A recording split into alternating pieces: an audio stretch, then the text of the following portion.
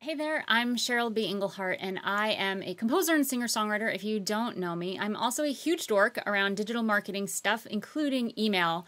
So when I saw all this stuff about the General Data Protection Regulation, GDPR, I thought it was high time I figured out what that meant and what I needed to do to manage my fan list better. So I'm gonna go through this, and hopefully this is helpful for you. So here's what musicians need to know about GDPR. So like I said, the General Data Protection Regulation sounds scary, and if you mess with it, it probably is. But as a musician with long-term lists, one for my fans of my music and one for musicians following the resources I create for them, I was concerned about all the hoopla and having a hard time wrapping my head around it. Once I did, I realized that there's a lot of common sense behind it, so I wanted to break it down for you here. So wait till the end, you'll hear my "I'm not a lawyer and this is my interpretation of the stuff I found" disclaimer. So GDPR is simply a regulation in European law that says the control of personal information remains with the citizen. It applies to anyone collecting personal data, which means emails, IP addresses, social network posts, photos, etc., from people in the EU, starting May 25th, 2018. So yes, I'll be changing all of my opt-in pages for both my fan list and my musician list right after I post this. So here, let's talk about the 8 steps to check for GDPR compliance. So for us musicians who have fan lists or potential fans all over the globe, we need to make sure that we're ready and set up to comply. Here's how to make sure that you are playing by the GDPR rules. 1, this is the obvious one, make sure you have consent to gather emails.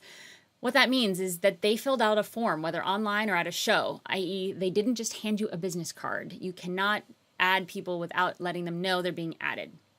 2, make sure they know how you're going to use their data and when you'll be done with it. So, for example, you'll be sending them updates, opportunities, newsletters, in perpetuity. 3, add a privacy policy page to your website that people can refer to and link to it at the bottom of your website and any other email or landing pages that you may have. 4, under the email sign-up, add a checkbox with the following text.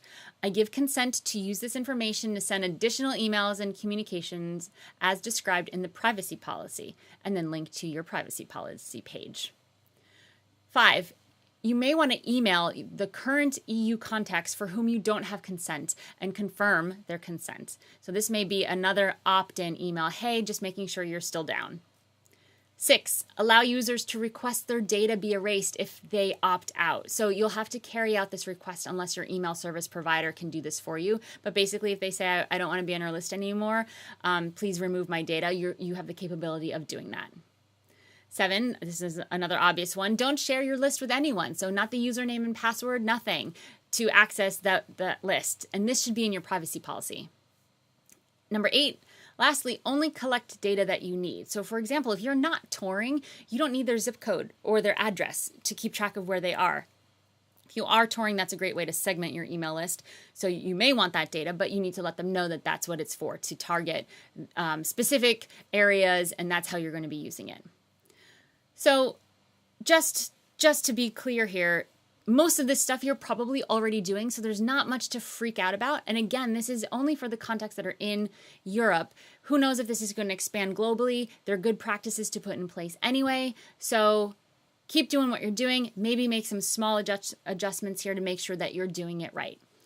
So let me just say one more thing. If you're ready to tackle email, like not just in a legal way, but actually in a way that will make your fan list work for you, I want to give you a free workbook that I've been working on so that you can start growing, engaging, and monetizing your email list in an authentic way. So it's called Mastering Email. It's a workbook, and you can download it at www.inthekey.co/masteringemail. And just so you know, I'm kind of a dork when it comes to this stuff, so I'm just going to break it down for you there. So I'm actually certified as an email marketing specialist, and I've successfully monetized my own fan list for over 14 years. So if you think that this is something that you want to step up your game in, use this workbook as your guide to get going. Look at an overall strategy and put it in a way that actually makes sense instead of feeling overwhelmed. So thanks for listening. Make sure you've subscribed. I'm going to be adding more and more videos. So thanks for being here.